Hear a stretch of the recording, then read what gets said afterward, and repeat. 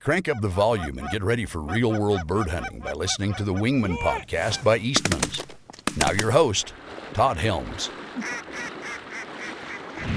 Hey guys, welcome to another episode of the Wingmen podcast. You are listening to episode 46, and I have the distinct pleasure of having Sara Heady on with me. And Sara was recommended by Hugh Clark of Alaska Waterfowlers. Hugh was on episode, 42, I think. Yeah, episode 42. So that was a couple episodes back. Hugh and I talked about all kinds of stuff, Alaska.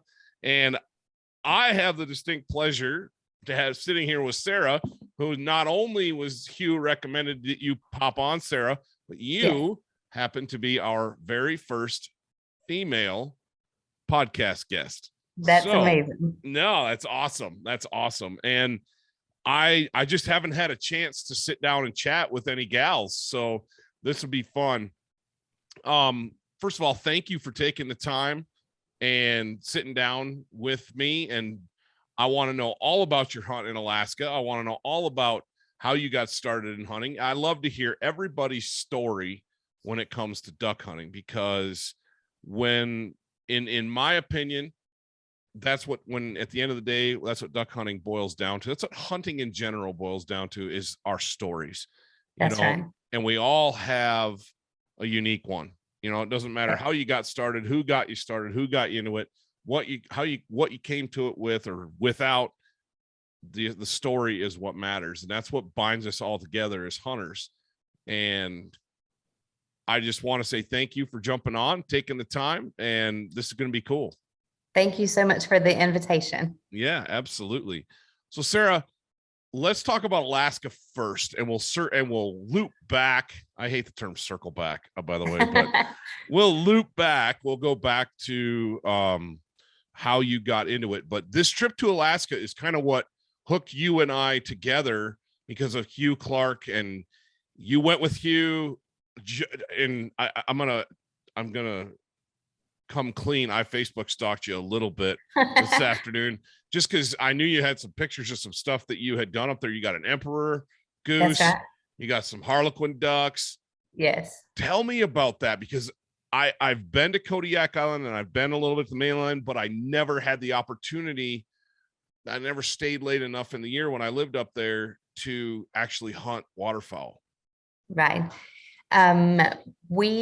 You want me to start from where I drew the tag, or just from how did this even come about? Because we're gonna whoop back into how you got into this whole crazy world of duck hunting in the first place. Got it. Okay, so last year, my taxidermist up in Fresno, California, his name's Bob Jungman. He's amazing. He had just done taxidermy on my cinnamon teal that I'd shot at Mendota. Here in California. Yeah. And I went up there to pick it up from him, and he said, "Hey, did you apply for your tag for an Emperor Goose in Alaska?" And I said, "Bob, I'm not level of hunter. Alaska is only a pipe dream for me. It's just a bucket list place to go." And he said, "Well, you need to apply for the tag because the deadline is coming up here in a couple of weeks." And I said, "Well, I don't know anything about it. I don't know anything about the, Emperor Goose, the process, nothing." And he said, "Well, you go to their website for Alaska Fish and Game, you put in the application, and then in a couple of months, we'll find out if you drew." And I said, "How many other people am I competing against here?" And he said, "Thousands." And I said, "Yeah, it's a lot." Okay, so the chances of me getting drawn are like not really going to be a thing. And he said, "Well, if you don't apply, then you're definitely not going to get drawn." And I said, "Oh, that's a good point." So I went and applied. He said, if you need any help, I have a friend named Hugh Clark that lives in Alaska with Alaska Waterfowl Association, and he will happily walk you through the process if you have any questions or have any issues. Here's his name, here's his number, contact information, so you can reach out to him and help you through the process. So I called Hugh and introduced myself, how I got his information so he didn't think I was crazy. And he did walk me through the process a little bit, told me kind of what to expect. He and I had a fantastic conversation about how it all goes and Alaska in general. And he had me excited from then before I even knew that I drew. A couple of months later, I was at work and I get a text that says that I needed to check my email. And I guess it was just the way the notification process went. Sure. And I read the email and it said that I had been drawn for an emperor tag in Alaska. Holy smokes. And like heart pounding. Yeah. I bet. And then, you wonder, is it like the spam? Did they pick up, is it this thing just to make sure I'm paying attention? I got to stop you for a second. My day job that happens in this office is the editor, and a lot of listeners know this, but I'm the editor for Eastman's Hunting Journals. Right. And I bet you that 75 to 80% of the stories that I get submitted start with that comment right there. Right. I got a text message or I got an email and I thought it was spam. There's no way I drew this tag, whether it's for an Emperor Goose or a Rocky Mountain Bighorn Shape or whatever it might be. So that's awesome that there again, that hunting translates. So anyway, keep going. Most definitely. So of course I called Bob first and I said, Bob, you are not going to believe this. And he said, what? And I said, I drew the tag. And he said, you are kidding me. And I said, I would not kid about something like that because this is a really big deal. And he said, you have no idea how big of a deal it is. He said, there are thousands of people that apply for this. And it was your first time. And I said, well, let's not tell anybody else that because I don't want to make anybody mad. And he said, no, it's incredible. You have to call Hugh. So I called my daddy next, of course, which we will not circle back to, but we will loop back around to whatever. And I told him that I drew the Emperor Goose tag and he said, you dog. And I said, why am I a dog? He said, I've been applying for that my whole entire Your dad. life. And the state of Alaska has never even sent me so much as a thank you, much less draw the tag. That is awesome. Right. So then I called Hugh and told him, and of course he was also in disbelief. Yeah. And he's like, all right, well, whenever you have some time, we need to go over your options for outfitters, go over your trip options, set up some dates and get stuff booked now, even though it's like a year out, so that we can get this ball rolling in the right direction. And it went from there. Wow. That is, I love the backstory on all that with your dad and of course, Hugh. I said this before, if anybody wants to hunt Alaska, whether it is for an Emperor Goose or sea ducks or whatever it might be, you gotta call Hugh because the dude is connected, man. He knows people everywhere. It's unreal. It's unreal. And it was funny when he and I were supposed to do the podcast.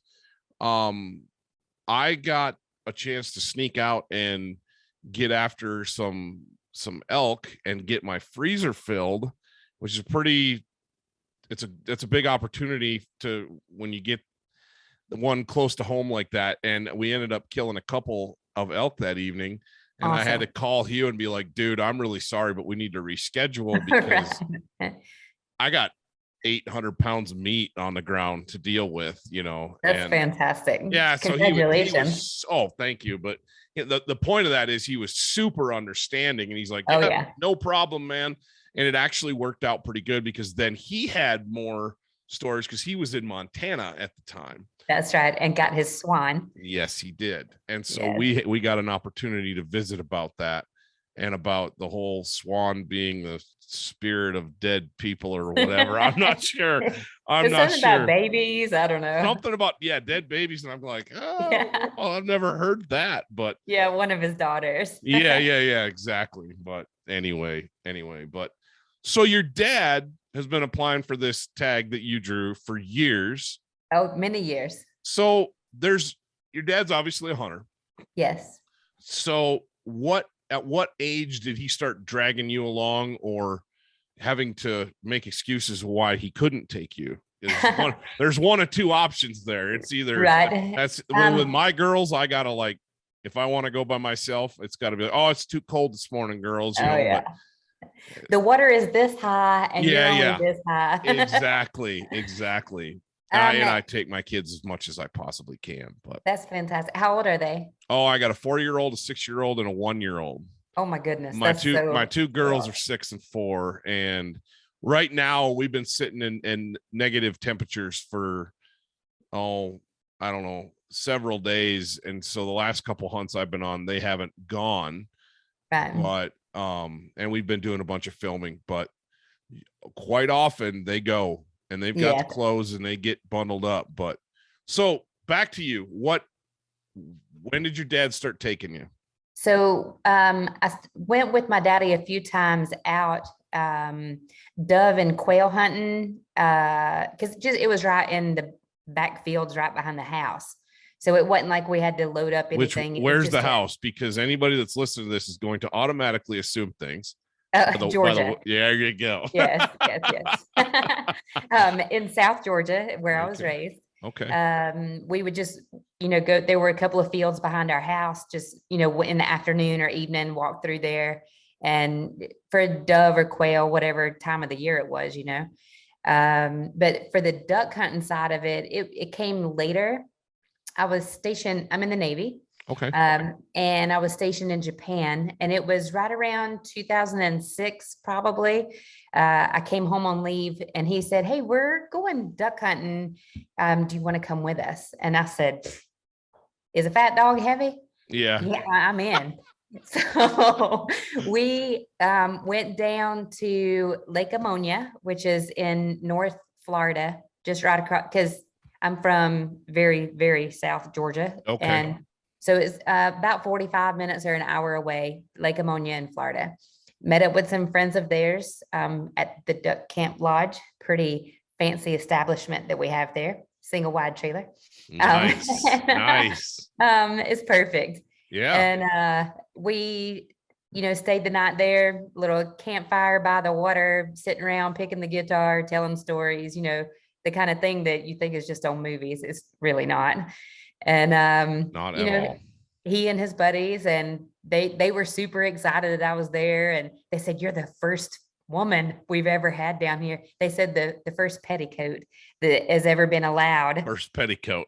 Yeah. It's the Duck Camp Lodge. That's a Southern thing. Holy smokes. I love it. Yeah. So we went out the next morning and massacred ringnecks and some bluebills, because that's what's down there. And I was hooked from there. And then every time I went home on leave, then we would go, which it was always amazing. And now it's, the rest of the story. Here I am in California hunting and going all over the place at just about any opportunity that I get. Yeah. And that's and like I said, I apologize, but I had to get some sort of vibe as to who you were, because you just came highly recommended from Hugh. Oh. And so I looked at some pictures and yeah, I mean, you've got photos of, it's not just I applied for this Emperor Goose tag, I drew it and I went and killed a goose. No, this is who you are. Right. This is 100% who you are. And the stories, I've never done a Southern duck camp like what you described. Oh, I cannot tell you. You have to for sure. And the best one is the Duck Camp Lodge. Yeah, I bet. At Lake Ammonia. And there's just, it goes back into that culture of waterfowling, and there's duck camps and goose camps all over the United States, all over the world. That's right.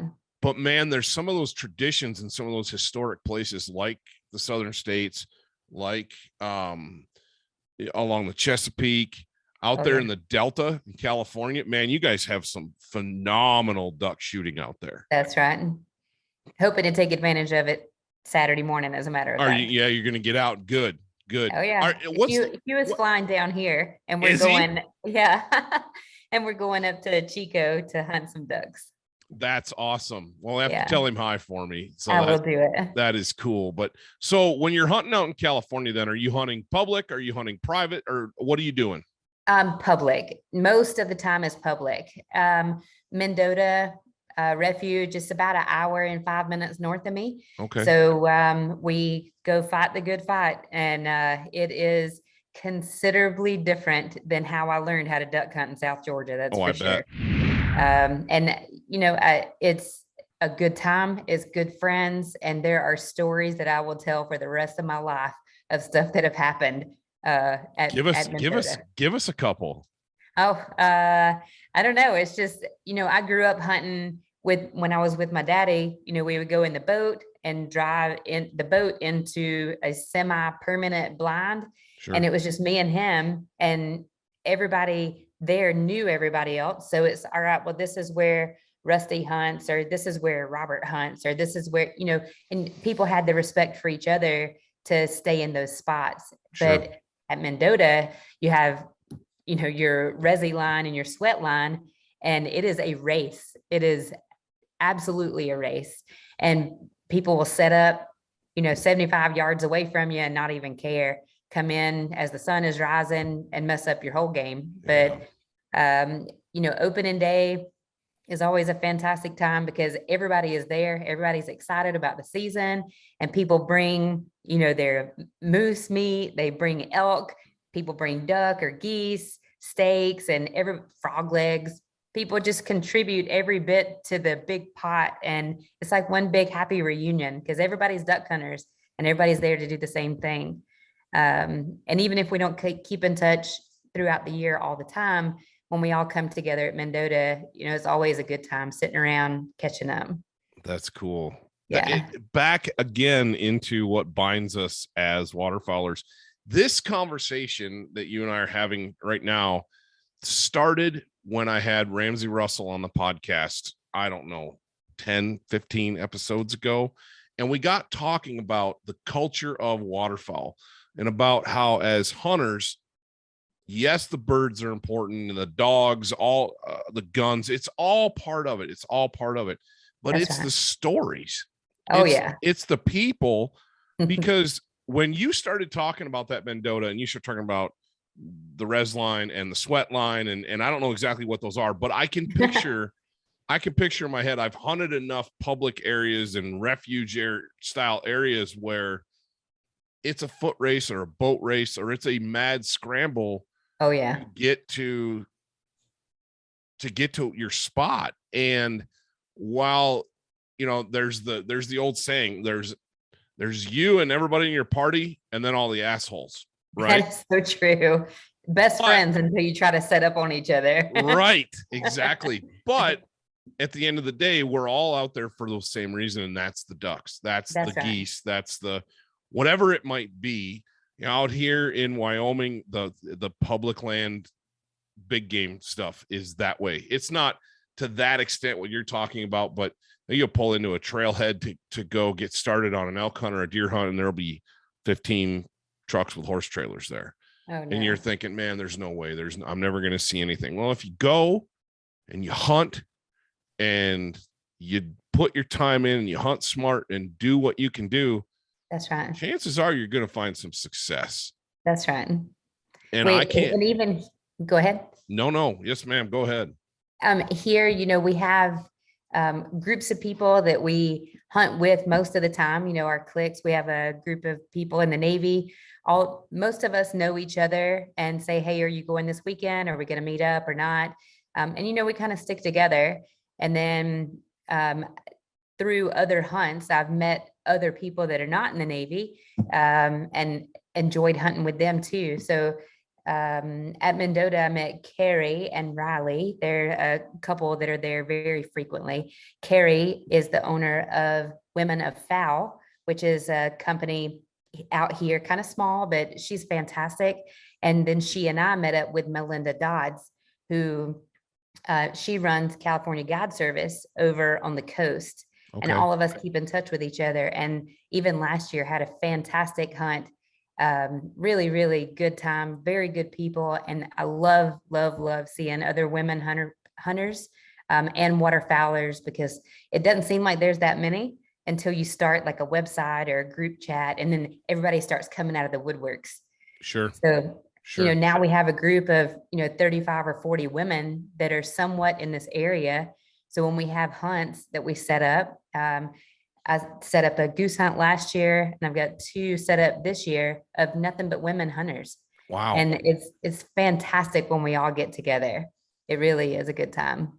Yeah, because I'm actually headed out in the morning, and we're gonna film a goose hunt, and our video producer her name's Lindsay, and man, she gets after it as good as any of us do, but most of the time, if I've got somebody else, like last hunt we filmed, it was all dudes, Right. and there's a camaraderie there. There's we're all brothers of the hunt. So I can only imagine, because I'm not a woman, that there's gotta be something similar there. There's gotta be a similar vibe, that when it's all you and your girlfriends, that's a real special time.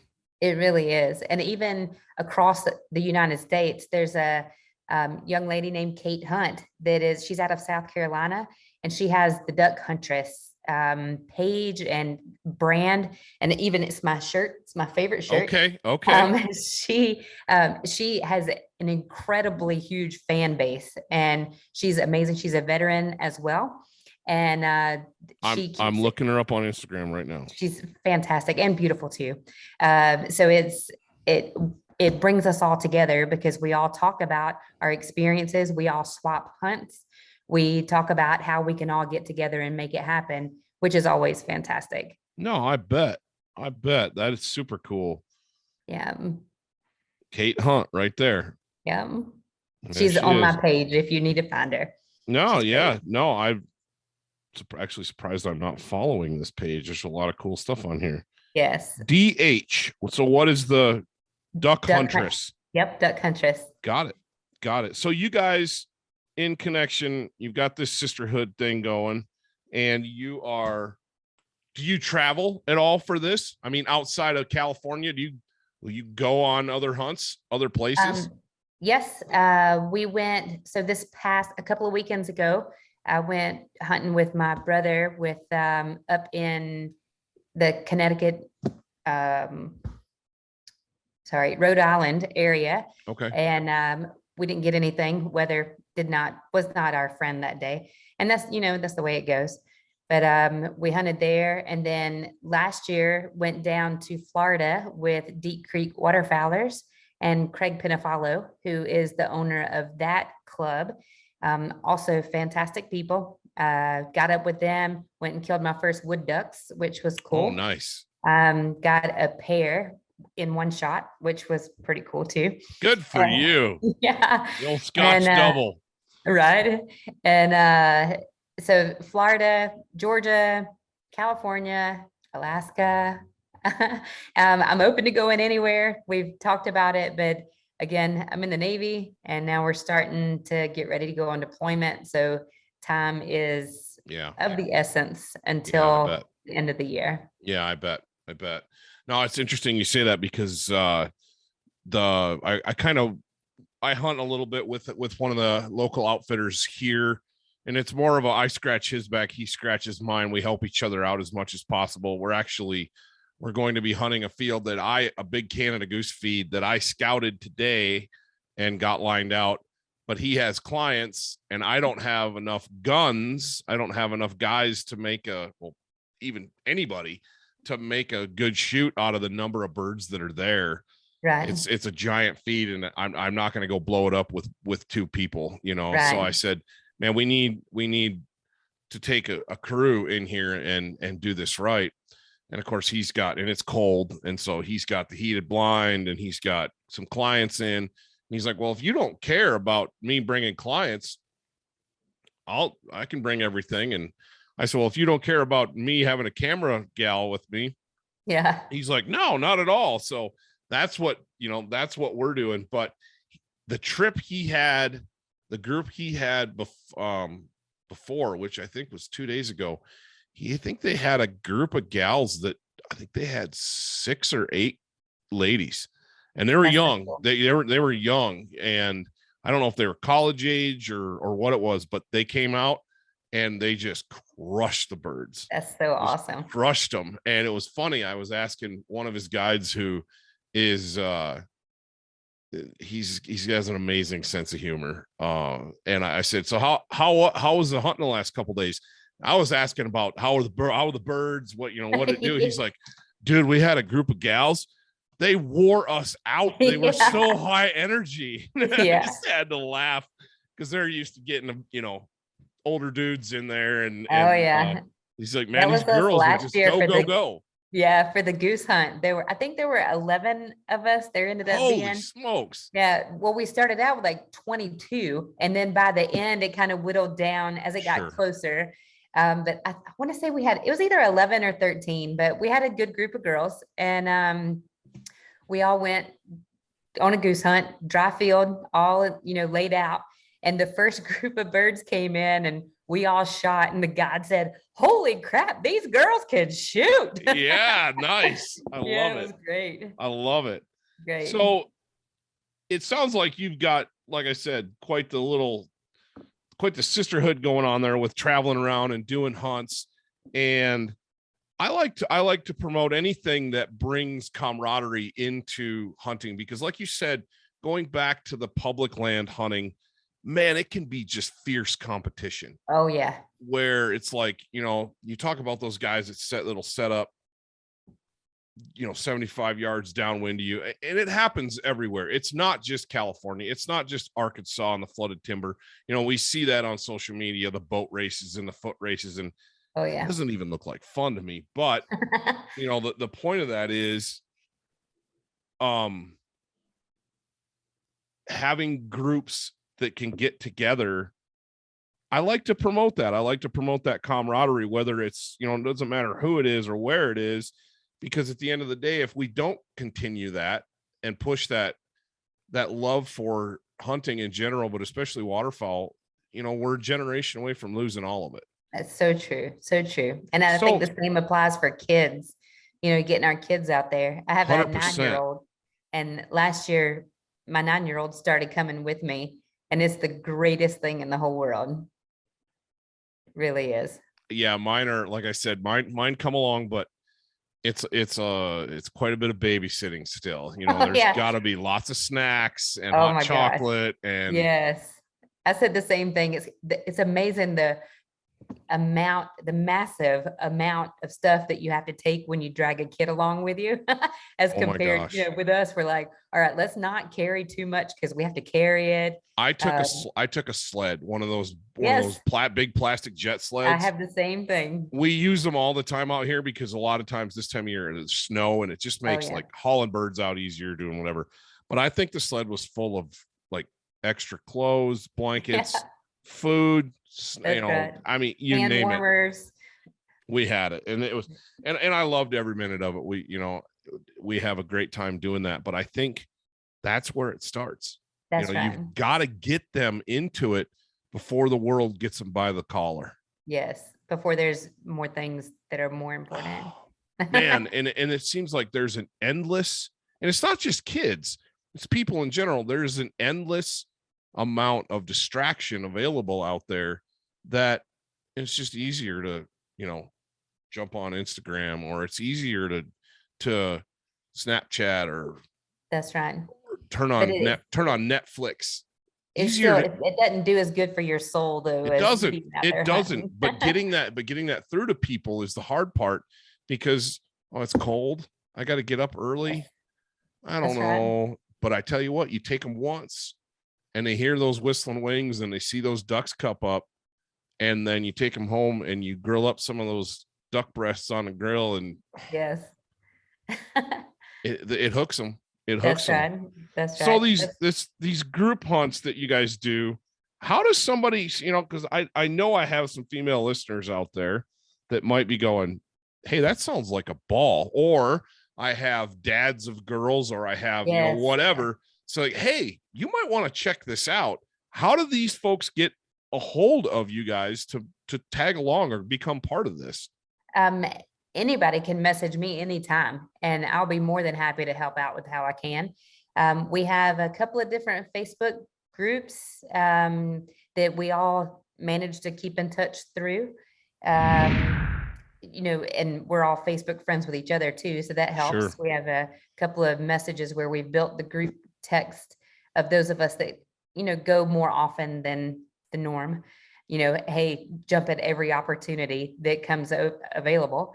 But yeah, I would say shoot me a message, or there's a list of us that are always promoting, especially women, because there's not enough of us that like to get out there.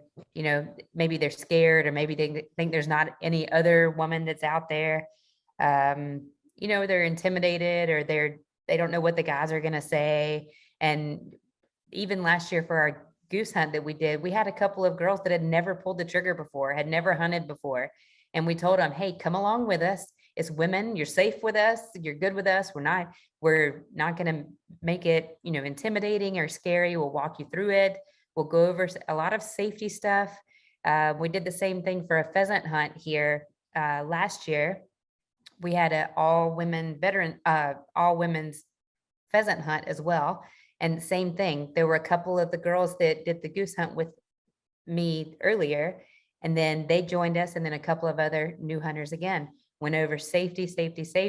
Yeah. A lot of the basics. Hey, we have guns you can borrow, we have gear you can borrow, and if you like it, then you can get your own. But until you feel comfortable, or until you know that you're hooked, which you will be, then you can just borrow our stuff.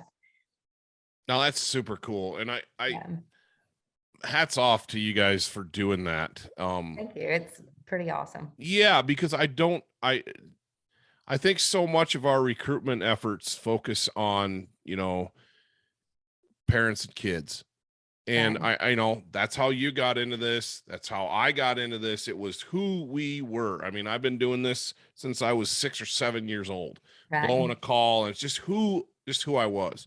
Yeah. But it's not the case for everybody. And so having a group that you feel comfortable with, whether it's a group of guys or a group of gals, or it's a co-ed group, mixed group, whatever, if you feel comfortable around them, you're going to let your hair down, I guess. Well, yeah, there's nothing up there. So, oh my gosh. Yeah, pretty bald, but no, you're going to be comfortable, and you're going to have a good time. And that's just going to add to the camaraderie, because like I said earlier, like we were talking about, at the end of the day, that's what this is all about.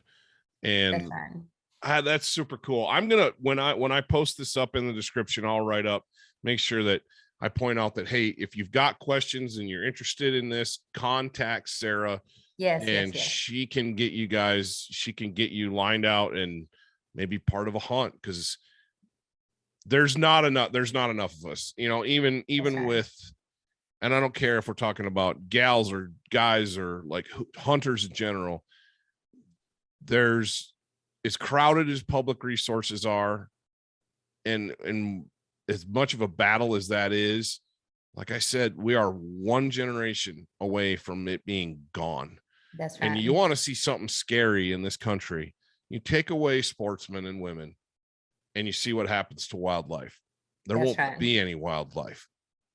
I'm looking at an example of, we are kind of sitting on this precipice here in the Central Flyway right now, where we haven't had, as a country, we haven't had a bird count census in 2 years.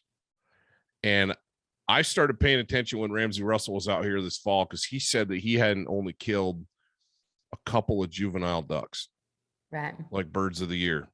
Everything he was killing was adult birds. So I started paying attention and keeping a tally, and I've killed 2 juvenile mallards. Oh, wow. 2 birds of the year so far this year. And I've killed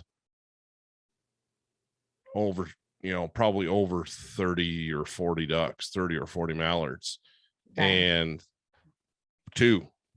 That's it. And, we are on, you couple that. That's scary to me, because we're not getting any recruitment of birds. But if we don't get recruitment of hunters to help fix that problem, then it That's all goes, right. then it all goes away. You know, the And birds you can don't. look at California too with the water situation. We're absolutely desperate for water. Right. And You guys had a people, big disease outbreak this year out there in a March. and then absolute drought situation and Yeah. the wildfires and everything else that Yeah. goes on out here. It does not do us any favors at all. Right. And up in Sacramento area where it's very, very popular for duck hunting, waterfowling in general. There's a lot of people that said, hey, this was last year. Hey, we can book a hunt, but there's a chance that what you think might be, a flooded rice field hunt is going to be a dry field hunt because there's Wow. no water. And, when there's no water, the ducks are just going to go somewhere else because that's what they're looking for. So Yeah. it makes hunting conditions quite tough here too.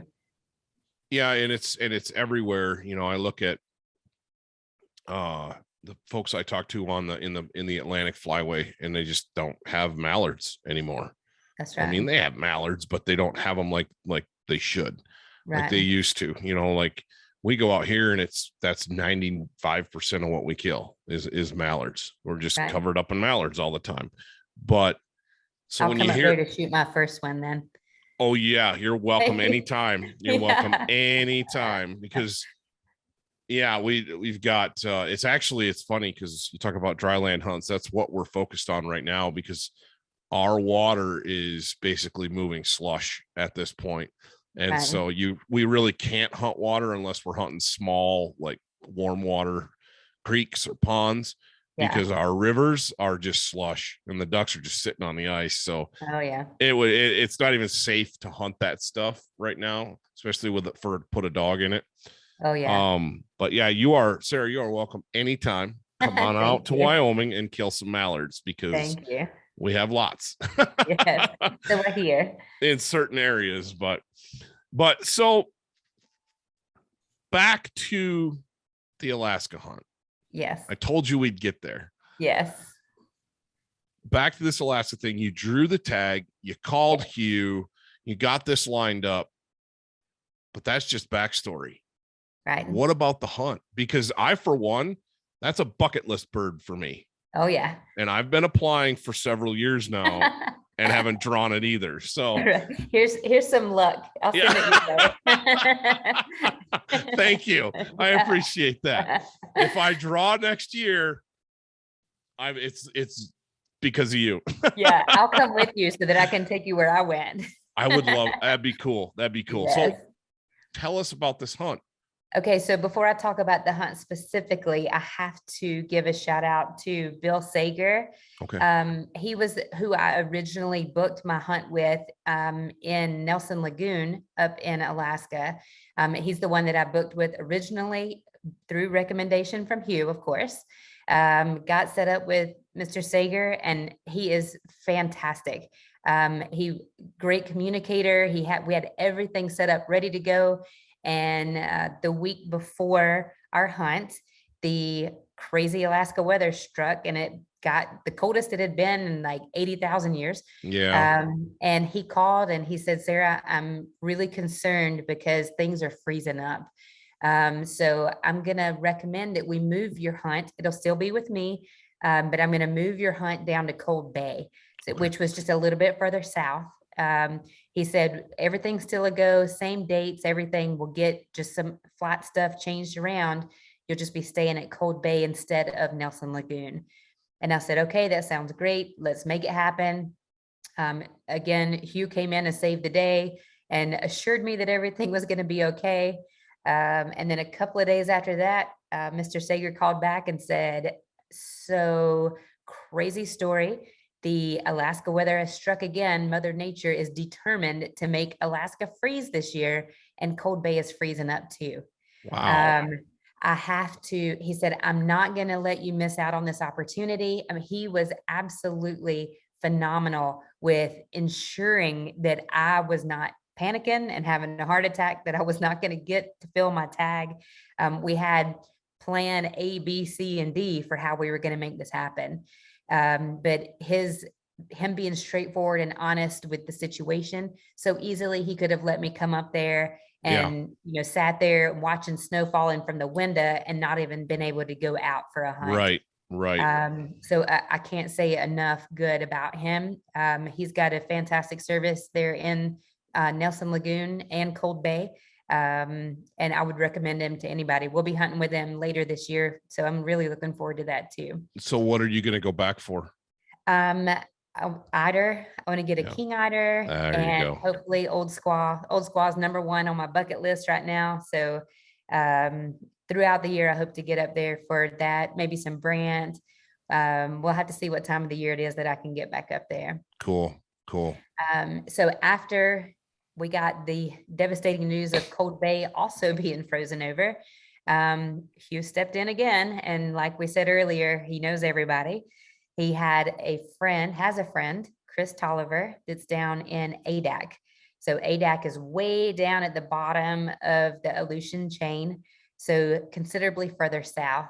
And Chris said, hey, I'm going to be out of town with my wife. I'll be in the lower 48. But if you send her up here, tell her we've got a place that she can stay. I have a guide that'll be up here. His name is Ben. And he'll help her out. He'll get her set up and we'll get her on a bird. So we changed flights again. We got tickets rebooked again because we had already canceled everything. Yeah. Got leave approved through the military again. And so we then set our trip to go to ADAC, Alaska, that I'd never even heard of before this trip. Are you kidding me? That was a military outpost during World War II. I know, and it was a Navy base. Yes, it was. I think 1997. But again, Alaska has just been a dream. I never ever thought I would have anything to do with it. So even when Hugh said you're going to fly into ADAC, I was like, how do you even spell that? And he's like, it's ADAC. Okay, so we got it all booked.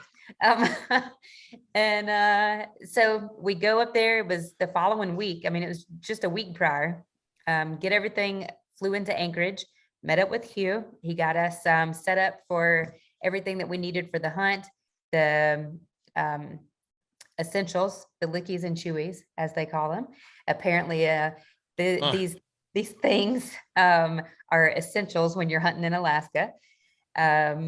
We got our totes, which are also an essential item. Apparently they issue them to every Alaska resident. They don't really issue them, but it seems like they do because that's what everybody travels with. Yep. So we you load pack everything in up. totes up there. Yes, it was crazy. So we got to the airport that Saturday morning because you can only fly into and out of ADAC on Wednesdays and Saturdays. Okay. We got to excuse me, got to the airport. Everybody had camo and a gun and totes. So I was like, these are my people. I'm in the right place. So we get on the plane, we go to ADAC. They said, buckle your seatbelts because it's probably going to be a bumpy landing. Yeah, and they were not kidding. Usually they'll say that when you're flying around the United States and, it's kind of a little bit bumpy. ADAC, they were not messing around. But you have to be strapped in or you're going to hit the top of the airplane. Uh-huh. Wild. Anyway, landed, met up with Ben at the airport. He got us all checked in. It was torrential downpour and like 80,000 knot winds blowing when we got there. Typical ADAC weather, we learned. And then it was gone 15 minutes later. We got all checked in and settled for the day because since it gets dark, fairly early in Alaska in the wintertime. And then went out the next morning for the Emperor Goose. And what time of year was this? This was in December. Okay. It was just last month. Okay. Yeah. Okay. Originally I planned on going the last week of November, when it was the Nelson Lagoon, then Cold Bay. Right. And then because it was a Saturday or Wednesday thing on ADAC, it ended up being, we still went to Alaska that Thursday, that Thursday, I'm sorry, and then flew to ADAC on Saturday. So it was the first week of December. Okay, cool. Yeah, and I knew that. I just wanted to get you to say that because people are going to be wondering. They're like, so she was in Alaska, man, and hunting geese. It was freezing up. That's got to be, people think when they think of Alaska, they think of this godforsaken frozen wasteland for the most part, and it's not. It's not. There's parts of it, especially this time of year, that are bad, but there's, good grief, I-80 in Wyoming is about as bad as it gets anywhere in the world right now. So right. But so we got to the point where you're there. You went out in the morning. What was the setup? How did it work? I mean, were you covered up in birds? What was the deal? Oh, absolutely not. So all of the time building up to this hunt, anybody that has ever had any experience with Emperor Goose hunt told me how easy it was going to be. Oh my God, this is going to be the easiest hunt ever. There's going to be geese everywhere. You need to take binoculars so that you can pick what goose you want. It'll probably be just down there in the shallows, and you can just pick the mature drake, and it'll be great. So that's what I had in my mind. Yeah. The next morning, well, that night when we were talking about the next morning, Ben said, hey, we're going to go down to this bridge, and they fly over the bridge at the same time, at the same part of the bridge every day. So automatically I was like, oh, so I'm not shooting from the beach. I'm going to be shooting them in the air. So this is going to be a little more challenging than what I thought, but let's do it. So we go down to the bridge the following morning, and there were no geese. They had been flying the same bridge, the same path for like 6 or 8 weeks every single day. Never fails. They must have known that I was there, because they did not show up. There was the way the setup was for the lagoon, two hilly areas along the shoreline, and then the bridge joined them. Sure. The bridge was not, it's not, you can't drive across it, but it's a footbridge. Right. Well, at one time you could, but it's probably since 1997 is the last time. It's decrepit. Right. So we were there, and we saw that whole morning is a total of, I think, 10 or maybe 12 birds. Wow. But they were about 100 yards away, way out of my shoot range. One bird came into what would probably be a normal shoot range for somebody, 50 or 60 yards. I'm not that confident in myself. I'm going to be real honest right now. And shooting with modified chokes also. So that didn't improve my odds at all. I didn't even shoot, because I said, I'm not going to wound a bird. I'm not going to take a chance on a bird that, I'm not confident in shooting. So I didn't. After we left, I was absolutely throwing up, sick to my stomach, because I thought I'd probably missed out on my chance to fill my tag. Very, very tough a couple of first days, because I was very hard on myself about it. But Hugh's encouraging words every day, and his lucky necklace. And then my best friend was with me too, so that helped. She was there being the photographer. Heady is her name. She's fantastic. She was there with me. She had said that she wanted to come along to photograph everything and to experience Alaska too. Well, you got some beautiful pictures out of that. Yes, she did a fantastic job. Absolutely. And her being there really helped a lot too, because she's like, hey, you got this, you'll be fine. You just have to be a little bit patient and take a deep breath, and you got it. So that afternoon we went out again, and it was the absolute worst weather I've ever called myself a hunter in my entire existence on planet Earth. It was snowing and sleeting and hailing, and I swear it had to have been -20. It probably really was maybe 20, but that cold, it was miserable. And not one bird flew in our neighborhood at all. Like, not even. So then I'm more mad at myself. So the next morning, that night, we get back to the lodge, we set up, we have an idea. We talk about what we're going to do. We had a whole different plan. We were going to go over to Clam Lagoon and actually set up some decoys. Oh, cool. Now keep in mind, the first morning we saw a total of 10 or 12 birds. So I'm like, man, these people talk about emperor geese being just in the droves. Sure. Where are they at? Go out the next morning and get everything set up. And about the time the sun came up, you could see that there were probably 300 birds that were out it probably started out probably 100 birds, probably 300 yards out. And then, but as the morning went on, like a group of 8 would come in, or a group of 10 would come in, group of 15, like these huge groups of birds were coming and joining this already massive group that was in the lagoon. I'm like, oh, they are here. This is fantastic. But now we got to get them to come over here to us. There were 2 other hunters that were also staying at the lodge. They were there for caribou. Tish Kennel was one of them. She was there waiting on her children to join later in the weekend. They were mainly there for caribou, but they're residents, so they were also looking to fill their emperor tag. She was sitting beside me. We had set up on this marsh area right on the edge of the lagoon. She was sitting beside me. I'd asked them to come with us. Let me backtrack a little bit. It's obviously more fun when you have more than just you shooting. That's water. Yeah, absolutely. And I told Ben, I said, hey, can we please ask them if they'll come with us? It'll be more fun. It'll be more comfortable. I think that we need other people. I need other people around me. I feel a lot less pressure. I'm used to hunting with several people. Please, let's just ask them to come with us. And they did, which was amazing. Tish was sitting beside me, and we'd been watching all these birds and been, kind of getting to know each other also. And birds flying in and out of that group that was, 250, 300 yards away.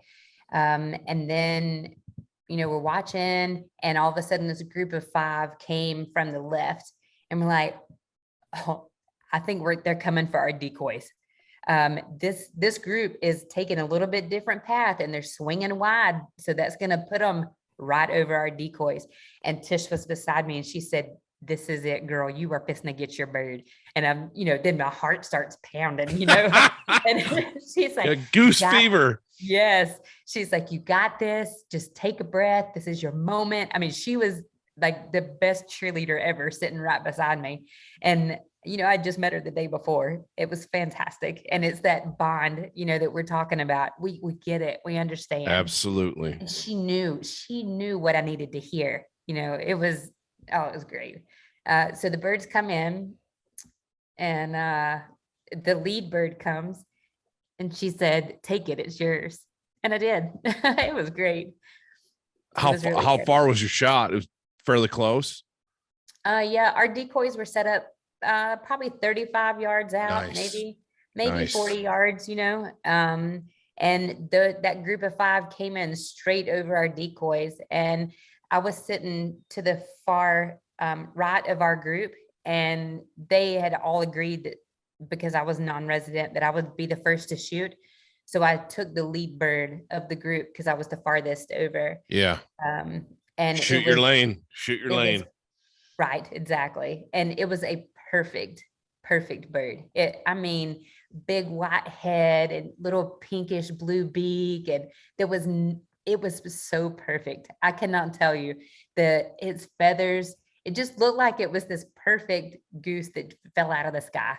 And, I never dreamed that I could get buck fever from a bird, and it happened. Oh, that's so cool. Yeah. I just pulled up Facebook again, and I'm looking at your picture of it, and it's like, that is an amazing bird. Yes. Just incredible. That is, such a cool story and it goes back into, what we were talking earlier about, the camaraderie, people you don't even know, and that's you end up hunting with them, and you're sharing a life experience with them. That's like, you're going to remember that forever. That's right. Did you? And so I'm assuming this bird's at your taxidermist right now. It absolutely is. It is my taxidermist named Hugh Clark. He's doing it for you. Yeah. Nice. He's the one taking care of it. He kept that and the Harley. That was my number 1 bucket list bird. Was a harlequin. At that time was a harlequin. And I got that the second day, which was also fantastic. And I shot that one at the bridge. So yeah, it looks like you're standing right on the bridge. I was. Yeah, that's a good looking Drake. Oh yeah, I was very, very proud of that. And Ben, bless his heart, he had been with me through all of it, And when I shot the Harlequin, we both like ran to each other, like you see it in a movie, and just like a big, huge bear hug. And then we're like, wait a minute, we don't even know each other. What are we doing? Yeah, but We were still. just so excited, Yeah, absolutely. No, Yeah. absolutely. Yeah, that is so cool. That is an experience that I think, Alaska, you could chase ducks, you could chase waterfowl, you could chase game all over the world. That's right.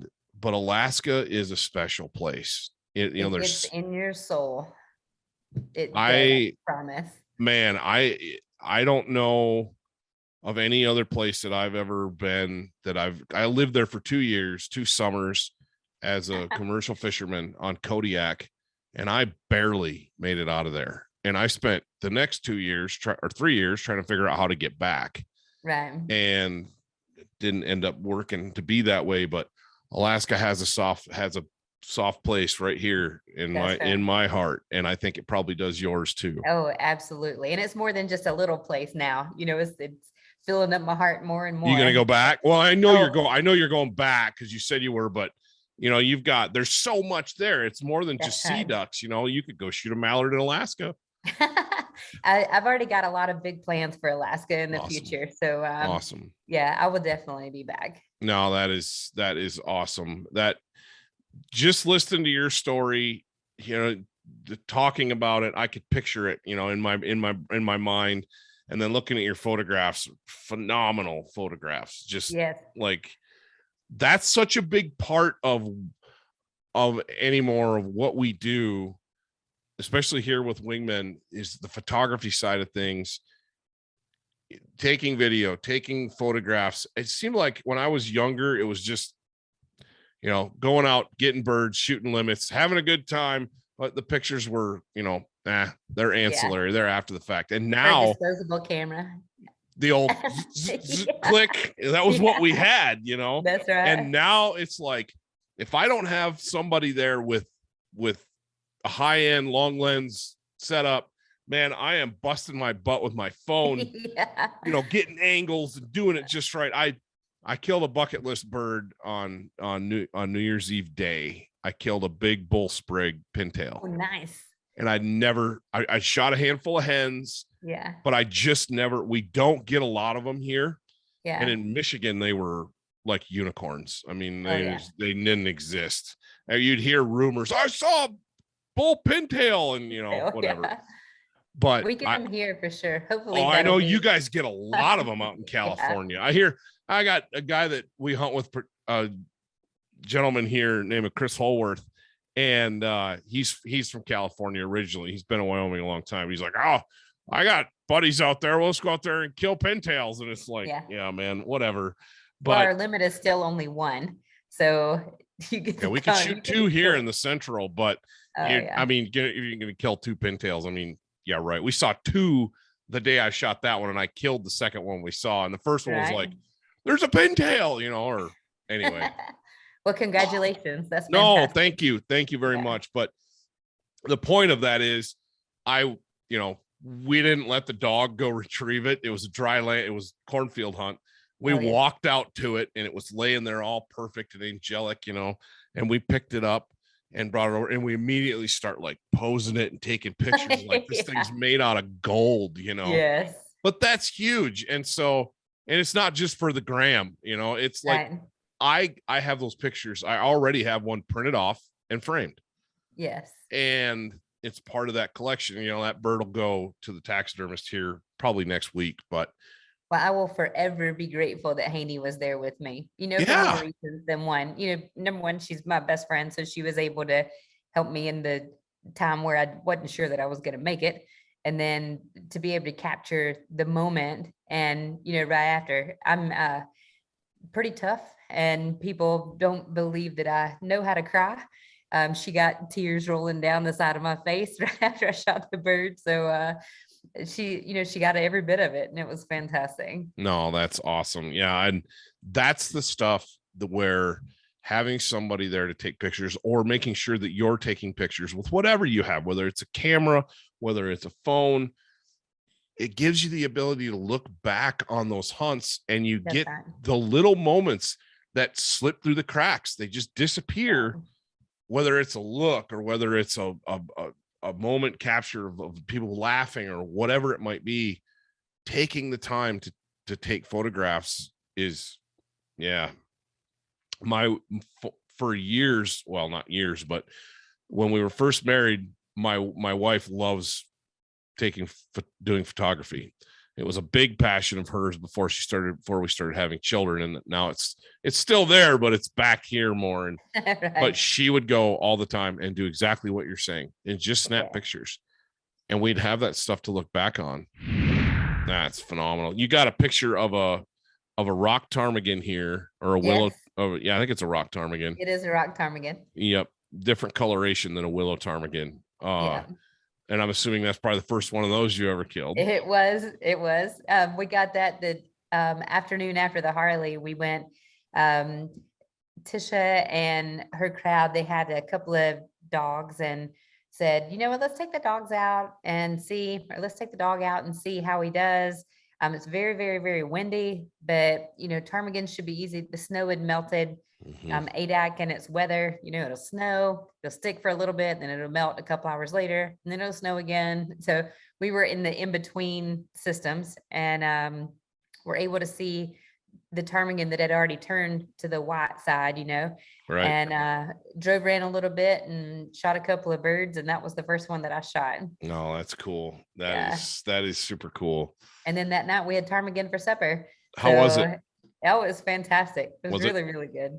Dark, right? I'm sorry? Dark. Yes. Yep. Yeah, they're like it seems like those grouse, with the exception of duskies and sooties and rough grouse are dark. It's That's the same with our sage grouse and sharptail here in Wyoming. They are. You open one up, people are like, I thought that was going to be like chickens. Like, this is better than chicken. This is more like ribeye. Yes. Yeah, they are. It's good stuff. But yes. Wow, that is super, super cool. So you go on deployment here shortly, you said. That's right. And you're going out this weekend. Other than trying to get back to Alaska, what do you have locally coming up? You guys have good numbers of birds in California right now? Right. January is usually the good hunting time around here. And then we have the Veterans Weekend in February. It's usually the second weekend in February. I'm part of another organization called Make a Difference Outdoors, and it's veterans and active duty that we have stuff set up for all kinds of hunts. They do a lot of things even out of the area, but it's a fantastic organization that is set up for doing things for veterans, even veterans that are not used to hunting, those that have been hunting their whole life. They set up hunts for ducks and geese and pheasant and big game stuff that's even out of the area. But we have a veterans hunt, Ron Cross Memorial Hunt, that we do every year. And we're in the process of getting that rolling right now. Started taking signups this week, as a matter of fact, Cool. For veterans and people that are interested in it. Do a hunt on Saturday morning, a barbecue that night at the club, and then the next day do a little bit of skeet shooting and just some camaraderie, sitting around, having fun, those stories like we do. And so that usually wraps up the season for waterfowl. And then we do spring turkey and pheasant. We'll catch the tail end of pheasant usually. And then summertime starts, early deer season. And then, before you know it, it's time to go back duck hunting again. Yeah, it never ends. It seems like there's always something to hunt. Yes. People ask me, doesn't there any downtime? And I'm like, yeah, a few days here and a few days there, but right. There's something to hunt pretty much year round. That's right. Oh, that's super cool. But I took down that name, the Make a Difference Outdoors. Oh yeah. I'm going to try to get a link. In fact, I'll probably have you shoot me an email link. Yes. We'll do what we can when we post this up on social media, for example. We'll make sure that some of these links are in there, so people can get a hold of you, and if they've got an idea for a hunt or they have somebody they want to hook up with a hunt, Yes. That's, making those things happen is what this family of waterfowlers and hunters is all about. So That's right. that is super cool. But Sara, I want to say we've been on this for, I think, about an hour now, and it's 11 o'clock at night, my time. That's right. Anyway, I want to say thank you again for Yes. taking the time out of a busy schedule and coming on here to tell us a hunting story about who you are and about this Emperor Goose, because like I said, for one, that's a bucket list bird. And I know I'm not alone in that. Yes, so hearing your story is inspiring, and it's definitely makes me like that application's worth it every time I fill it out. Absolutely. It's going to happen. It's going to happen. And then Right. I got to figure out a way to get up there and get it taken care of. Well, My first call will be to Hugh. Hugh. Yes. Alaska Waterfowl Association. I can't say enough good things about them. A great group of people. And Hugh is the president. So of course, it's a good organization, solid, and can help you out. They are always willing to bend over backwards and help people out, especially when it comes to outdoor stuff up there. Yeah, and that was one of the things that Hugh and I talked about on the podcast when I had him on, was if anybody has any questions or a desire to hunt Alaska, call them. Call Hugh. Get a hold of him on Facebook. He's pretty active on Facebook. Get a hold of him and AWA, and they will help you line out a hunt, whether it's outfitted or you want to come up and do something DIY. Yes. He has all the connections, and he can make that dream hunt in Alaska happen for you. And having a connection, a local connection, and when I say local, when it's Alaska, that means the whole state, and it's just the way it is. But having that is priceless. And so get a hold of him. You are proof in the pudding that having that connection makes all the difference in the world. Yes, it really does. And, we know people all over the United States that are in the same family, the waterfowl family, wanting to get people together, wanting to make those memories, wanting to get people out there that want to go. So it's definitely a good thing to be a part of. No, absolutely. Absolutely. Well, I am going to wrap this up by saying, first of all, thank you for being on the podcast again. Thank you for your service to our greatest country on earth. Yes. And if you could only hunt one bird one way the rest of your life, what's it going to be? Oh my gosh. That is an impossible question. No, it's not. Come on. It will never be an Emperor Goose again. I promise you that. That was way too much pressure. I cannot. No. I don't know. Probably hunting with my daddy again in Florida. I would go back to that. Those are some good days, that you get started with, and memories that would definitely last a lifetime. I would probably go back to those days. That was pretty great. Cool. And that it's interesting. Everybody has a different bird and a different way they want to hunt them. And you're the second person that said it's not a bird and it's not a place. It's with a person. That's right. In this location, it's not flooded timber mallards or cornfield Canadas. It's duck camp with dad. That's right. Yeah, that's cool. Well, thank you again. I really appreciate it.